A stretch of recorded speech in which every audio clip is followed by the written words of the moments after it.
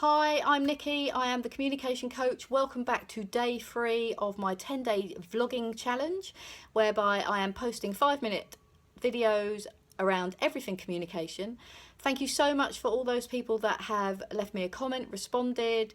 I really appreciate it. Really appreciate you taking your 5 minutes out of your day to do that. And also, if there's something that you would like me to cover around communication, please let me know and we'll do a video blog on it. Thank you. So today we're carrying on with the theme from genuineness to first impressions, and we're going to talk about that spending quality time with people. And yesterday I challenged you to look at somebody and smile, and also to take 5, 10, 15 minutes to spend just some time being with somebody else and just listening to them and being there in the moment with them.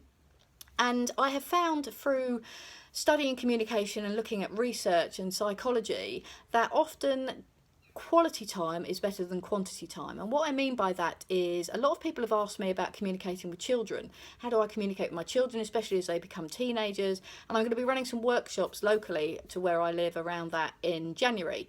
I'm really looking forward to that, and that's led me down a different path of research. So I'm very used to dealing with people in crisis. That's my main skill, so to speak. I have been doing that for the last decade, talking to people who are at the end of their tether, can't see a way forward, and helping them to find a different pathway.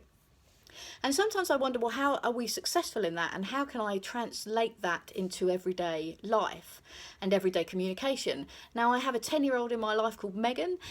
She came into my life when she was 6 and I was 44, and that was a huge change, as you can probably imagine. There's that great saying, isn't it, that I'm a great parent until I actually had a child in my life. So all those things I promised never to do with a child, of course I'm doing them like every other parent in the world. And she's taught me a lot. She's taught me a heck of a lot about communication and also about being in the moment. And I think about how impactful my communication is with Meg, and she soaks everything up that you say, and you often hear her repeating back things that you've said and you're like, oh gosh, I have to be really careful what I say. And I've noticed that when I'm fully in the present moment, and I mean no distractions, no social media, phone put to the one side, work phone put to one side, TV off, I'm just there with her, our interaction is a heck of a lot better. But not only is our interaction a lot better, but later on, when I ask her to do something like go to bed on time, she is more likely to do that if I've spent a good quality 15 minutes with her. So I've been doing some research around that and reading a lot of books around children and parents and communication. And they have all said it's spending that quality time. There is a theme that runs through all of them, and there's a theme that runs through psychology, and there is a theme that runs through having conversations with people in crisis and listening properly. And that is spending proper quality time with people. So when you walk into an office, and you've probably found this before, or you're talking to a friend or a family member or a loved one, and you're talking to them and they're on their phone, like that, tap, tap, tap, tap, tap, and they're like, yeah, I'm listening. Well, actually they're not, because it's been proven that you need to not be doing anything else to be fully present in a conversation.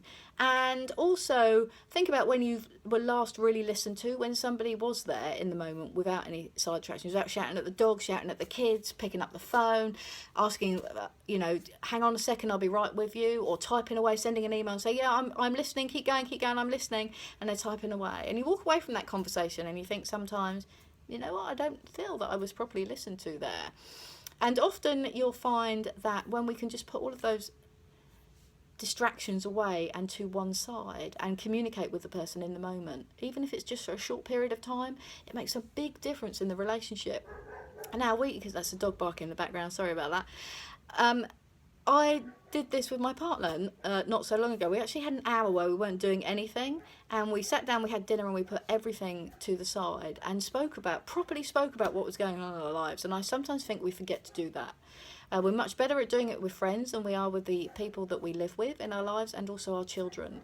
So today's tip is to not be distracted, not to be focused by your phone or your email, but when you spend that 5, 10, 15 minutes with somebody today, make it that quality time. And for those parents out there, do that with your children and just see if it makes a difference to when you ask them to do something later on. And this, I'm talking about age range from 5 to 25. Okay, so give it a go. You have nothing to lose. Please, again, leave any comments for me, anything that you want me to cover, and I look forward to coming back to you tomorrow on day 4. I hope you enjoyed today, and good luck with the challenges. I'll speak to you soon.